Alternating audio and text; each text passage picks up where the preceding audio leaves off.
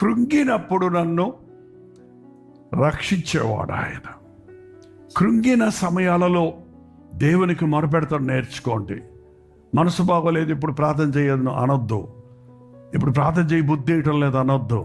సైతానుడు చాలా క్లవరాడు. నీ మనసు పాడు చేసి నీకు దేవునితో సంబంధం లేకుండా చేయడానికి చూస్తాడు. నీ మనసు పాడవడానికే దేవునికి నువ్వు దూరం అయ్యావు. దూరమైన వాడికి దేవుడు, దూరమైన వాడికి శ్రమల దగ్గర అవుతాయి, విస్తరిస్తాయి. కానీ నీవు కృంగిన సమయాల్లో మూలుగు, దేవుని సందులో చాలు మూలుగు. ప్రార్థన చేయడానికి ఓపిక లేకపోతే పడక మీద ఉండి హాస్పిటల్లో అడ్మిట్ అయితే నేనంటే ప్రార్థన చేసేది, డిశ్చార్జ్ అయ్యాక చేస్తానన్నాడు ఒక ఆయన. ఎప్పుడంటే అసలు నువ్వు డిశ్చార్జ్ అయితే కదా చేసేది. ఏంటండి, హాస్పిటల్లో ఉన్నప్పుడు నువ్వు అబ్బా అయ్యో అన్నప్పుడు ప్రార్థన చేస్తారు.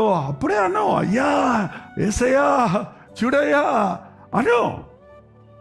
మూలుగులు వినేవాడు ఆయన, నిట్టూర్పులు చూసేవాడు ఆయన. ఏ పరిస్థితి అయినా యేసయ్య నాకు, ఏ సమయం అందైనా ఆయనే నాకు. నా సంతోషంలో అయినా, నా దుఃఖంలో అయినా, నా బాధలో ఆయనే, నా పీక్ ఆఫ్ ద హ్యాపీనెస్లో ఆయనే, నాకు డౌన్ ట్రోడన్ బాగా నిరుత్సాహంలో కృంగిపోయినప్పటికీ కూడా నేను దేవుని వైపు చూస్తాను.